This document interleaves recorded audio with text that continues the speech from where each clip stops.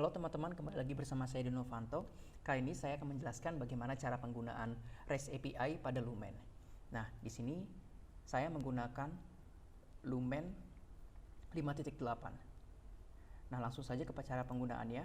Pertama, saya telah mempunyai sebuah database bernama REST API di sini dengan dua tabel, yaitu tabel users dan tabel media socials.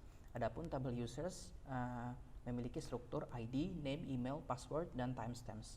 Dan tabel media socials memiliki kolom ID, user ID, social media, username, dan timestampsnya.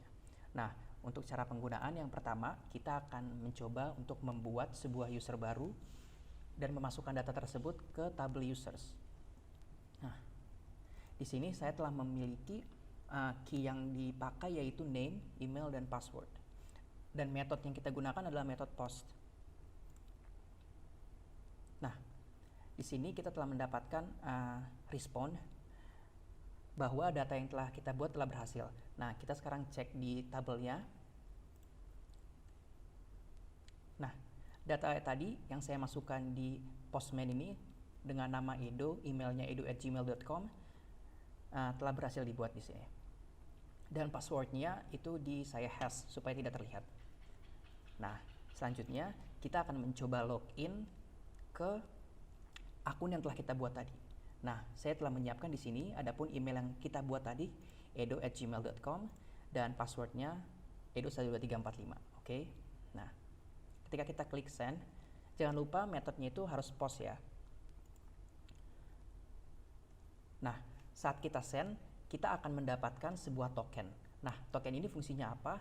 Nanti token ini akan kita gunakan untuk melakukan edit pada akun kita ataupun melihat profile.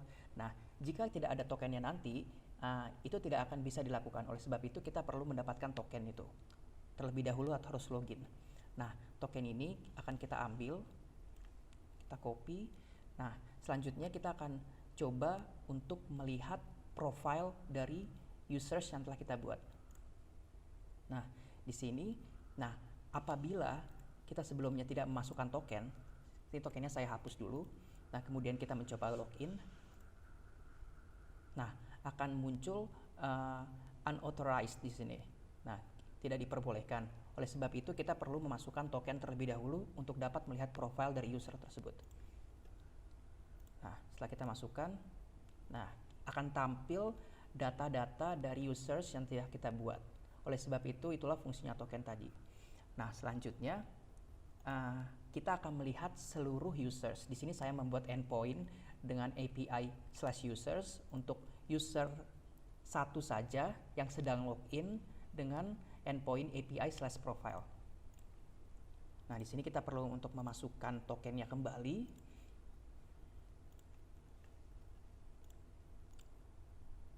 Nah, karena users yang kita punya baru satu, itulah sebabnya hanya tampil satu di sini. Nah, sekarang kita akan mencoba untuk membuat satu user lagi untuk melihat tampilan lebih dari satu users pada endpoint ini.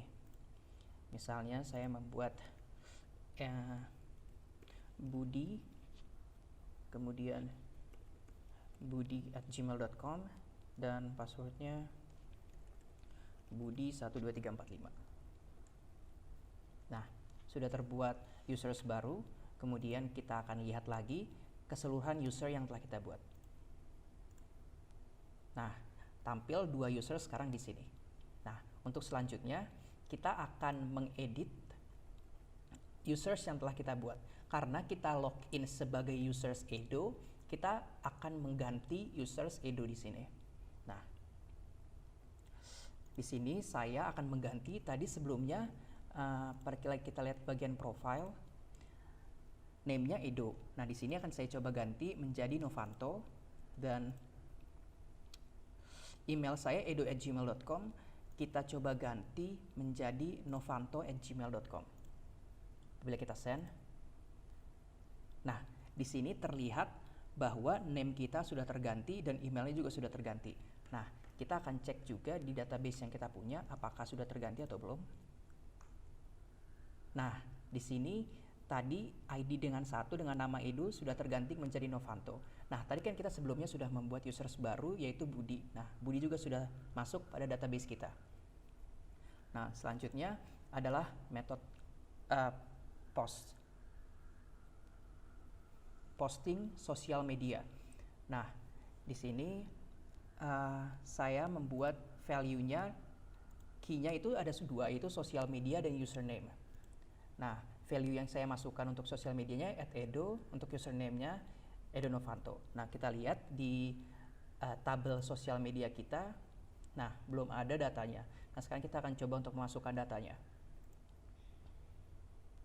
Oh, sebelumnya kita perlu untuk memasukkan tokennya terlebih dahulu.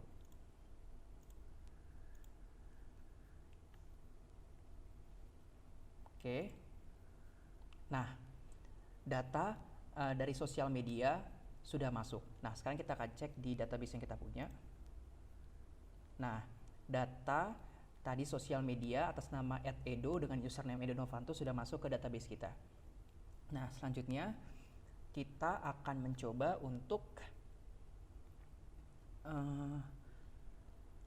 melihat dari sosial media yang telah dibuat. Nah, kita langsung saja. Oh iya, jangan lupa untuk tokennya ya. Di sini tokennya saya sudah ada, tadi sudah expired, jadi kita harus mengenerate token yang baru. Nah, kita send. Nah, di sini sudah terlihat sosial media yang terbuat. Kemudian ketiga, kita akan mencoba untuk mengedit sosial media yang telah kita buat sebelumnya.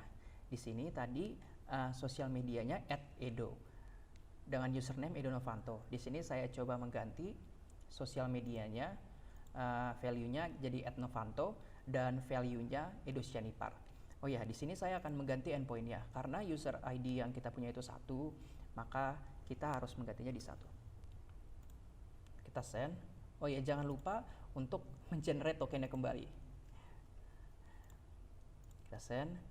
Nah, data yang kita miliki sudah berubah. Tadi @edo sekarang sudah @novanto dengan username. Sebelumnya Edo Novanto sudah berganti menjadi Edo Sianipar. Kita cek pada database kita. Ini belum terganti, saya akan coba refresh. Nah, datanya sudah terganti.